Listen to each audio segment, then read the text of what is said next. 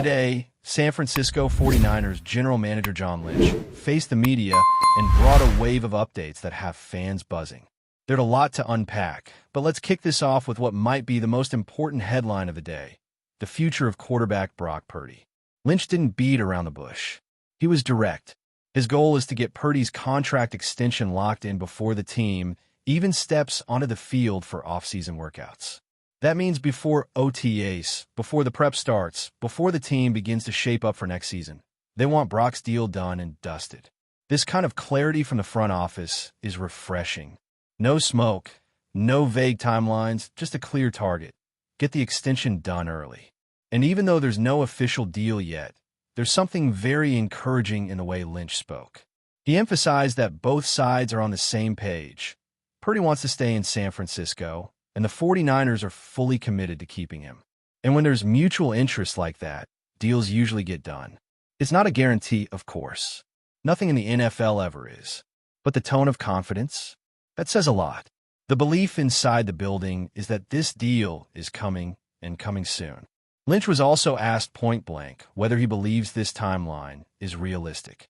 And again, he didn't shy away. He acknowledged that it's ambitious, but doable. And more than that, it's something they're actively working toward. He repeated that Purdy is viewed as a long-term piece of the puzzle, not just a one-season wonder. This isn't just lip service. The way Lynch discussed the situation made it clear.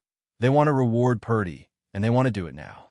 Now, what makes this even more interesting is the contrast between Purdy's situation and past high-profile extensions the 49ers have dealt with.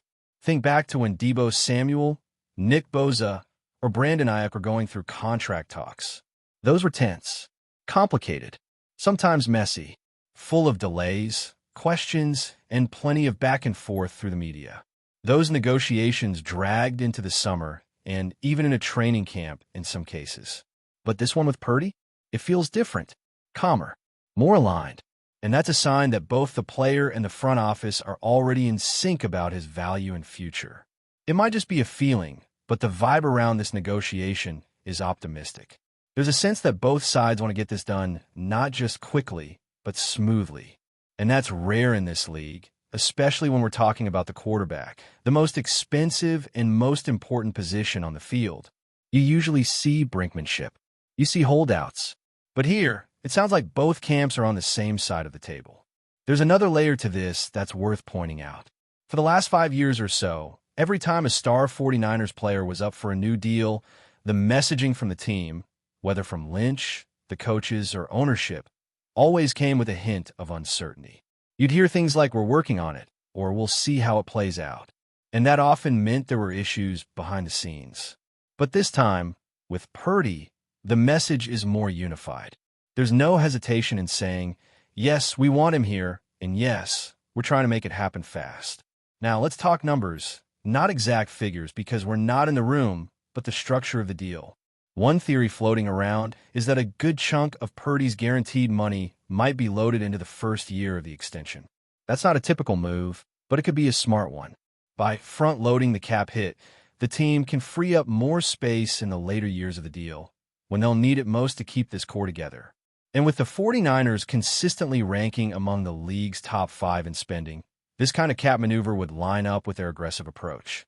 Lynch even hinted at this in a subtle way. He mentioned the team's consistent investment in building a competitive roster and said he hopes that, once the dust settles on this offseason, the Niners are once again one of the biggest spenders in the league. That doesn't happen by accident. That's by design. And putting significant money into the early part of Purdy's contract could be part of that broader strategy, taking the cap hit now, when they have flexibility, and opening up future years for extensions or depth moves. It also helps that Purdy still has one more year on his rookie deal, which is extremely team-friendly. That means the 49ers could structure the extension in a way that gradually increases his salary while minimizing the immediate impact. And from a team-building perspective, that's gold. That's how contenders stay contenders. They maximize windows. They find financial breathing room without losing talent. If they can thread that needle with Purdy's deal, it sets them up beautifully for the next few years. Now, some might say, well, what about other contracts? What about upcoming extensions or potential trades? That's a fair question.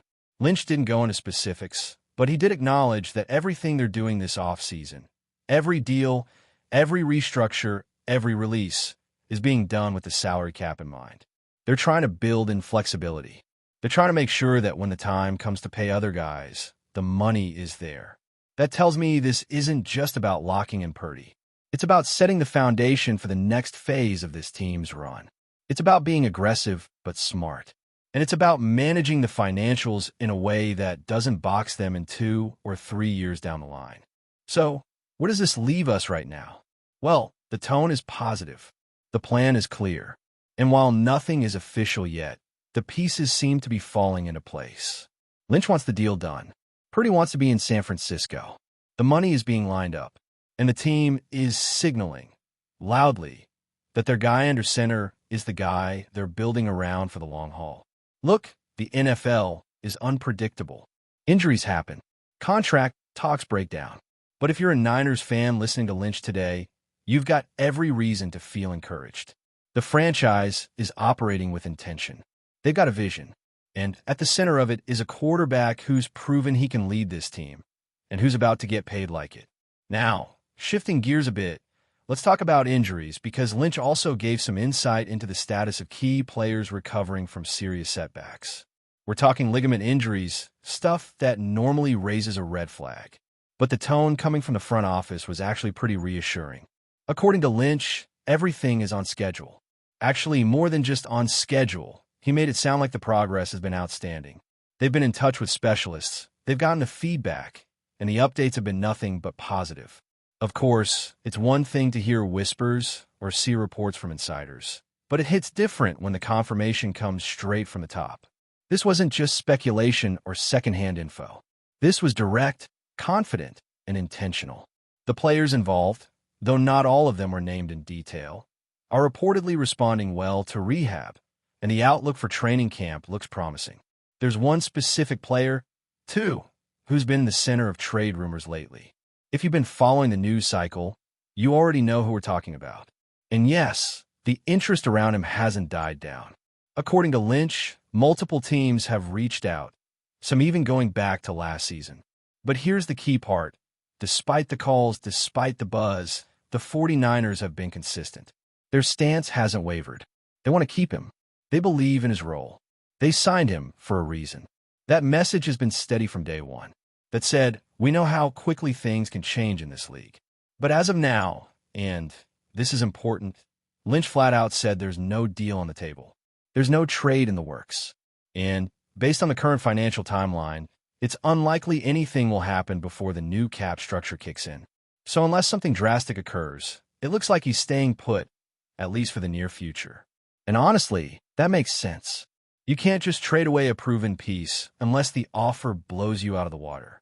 And based on what we're hearing, the Niners weren't getting that kind of offer. Other teams might have been poking around, maybe testing the waters, but clearly no one was willing to meet the price, whatever it was. That's probably why he's still here. From a 49ers point of view, that's a win. They keep a player who can contribute, who knows the system, and who's already shown he can deliver when called upon. Now, let's pivot to something the front office is definitely focused on, the offensive line. And here's where things get real. Lynch didn't sugarcoat it. He called last year's performance up front unacceptable and embarrassing. Those are strong words, and it shows that they're taking it seriously. They know the line needs help. They know it wasn't good enough. And they're looking to the draft as the solution. Here's what's interesting, though. While they plan to address the O-line through the draft, Lynch also made it clear they're not starting from scratch. There are some spots they're actually pretty happy with. Right tackle, for instance, that's one position they feel good about. Might not be a popular take among fans, but that's the internal assessment. Same goes for center. Now, this one might raise some eyebrows because there's been plenty of debate about the level of play there. But from what Lynch said, they believe in the guy currently in that role, or at least they're giving him another shot. Left guard, on the other hand, feels more open. There are internal candidates, sure, but they're definitely looking to add competition. Expect the draft to play a big role in that.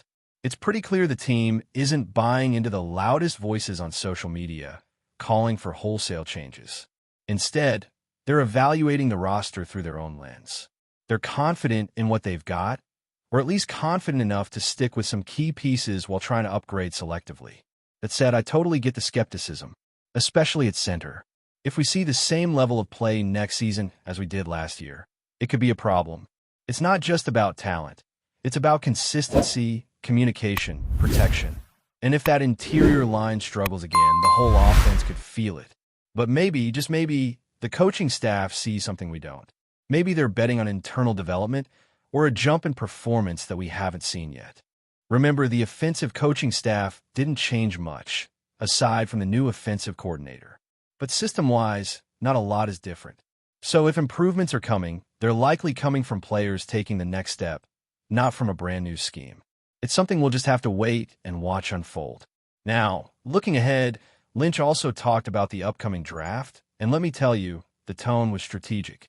He acknowledged that the 49ers have a strong core, a group of established stars, and the goal now is to complement that core with young talent. Basically, it's about building depth, adding fresh legs, and keeping the team healthy and competitive long-term. That's where the draft becomes so crucial. Last year's class delivered some real contributors, and the hope is they can repeat that success.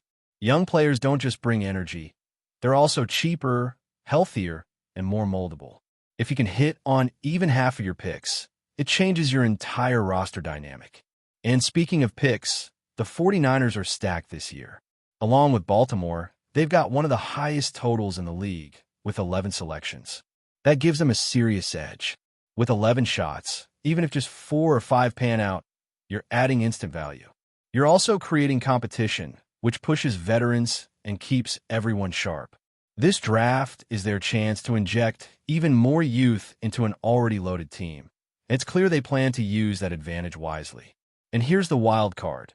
This year's draft is shaping up to be unpredictable. There's not a deep quarterback class like last year, so teams could get aggressive in other areas. That could lead to surprise falls, unexpected reaches, or trades up and down the board. The quarterback scarcity shifts the entire balance, and it's going to be fascinating to see how it plays out. For the Niners, though, this is about precision. They don't need to gamble on a quarterback. They need to find value, guys who can contribute right away or develop into long-term assets. And with the number of picks they've got, they're in one of the best positions to do just that. So, as things stand right now, it's hard not to be at least cautiously optimistic. You've got a stable quarterback situation, a front office that's active and engaged, and a team that's clearly trying to stay ahead of the curve. There's work to do, no doubt, but the foundation is there. The plan is taking shape. And as we inch closer to the draft, all eyes are on how this next phase unfolds. But before we dive in, don't forget to subscribe to 49ers Zone and hit the like button on this video. Your support helps us keep bringing you the latest updates on the San Francisco 49ers. And don't forget to share your thoughts on the news in the comments below. As rumors swirl about possible trades and team upgrades across the NFL, the San Francisco 49ers' interest in Kirk Cousins has captured the attention of football fans nationwide. Cousins, a seasoned quarterback with years of high-level experience, has certainly made a name for himself in the league. However, after a season marked by injuries and a string of inconsistent performances with the Atlanta Falcons, the 49ers are reportedly eyeing him as a potential game-changer for their squad. Cousins' time with the Falcons has been nothing short of eventful. Despite showing flashes of brilliance, such as his career-high 509-yard game and his game-winning drive against the Eagles, his recent struggles cannot be ignored. His high interception rate and failure to maintain consistent play through multiple weeks have raised questions about his future in Atlanta. With the Falcons drafting a promising new quarterback in Michael Penix Jr., it appears Cousins' tenure in Atlanta may be short-lived. Could San Francisco be the team to take a chance on him? The 49ers, a team with one of the most potent defenses and skilled defensive weapons, have been looking for a quarterback capable of leading them to a Super Bowl. With Trey Lance still unproven and Brock Purdy's future uncertain, adding an experienced quarterback like Cousins might be the missing piece. His ability to quickly adapt and execute under pressure could be the perfect fit for a team looking to balance their strong defense with an efficient and stable offense. Although Cousins' career has had its ups and downs, his experience and leadership are undeniable. He has consistently put up solid numbers in passing yards, touchdowns, and completion percentages. With a deep roster of talent around him, including the likes of Deebo Samuel, George Kittle, and Christian McCaffrey, Cousins could thrive in San Francisco's offense. The 49ers' offensive scheme, built on short, quick throws and yards after the catch, is tailor-made for a quarterback who can efficiently manage the game.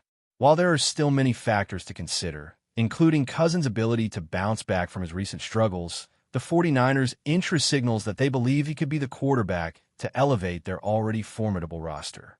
Could Kirk Cousins be heading to San Francisco to write the final chapter of his NFL story? Or will the 49ers look elsewhere for their next big quarterback acquisition? The coming weeks will reveal if this intriguing possibility will become a reality. That's it for this update. If you enjoyed the video and want to keep receiving exclusive news about the San Francisco 49ers, make sure to subscribe to 49ers Zone and give this video a like. We always look forward to hearing your comments and opinions. See you in the next video.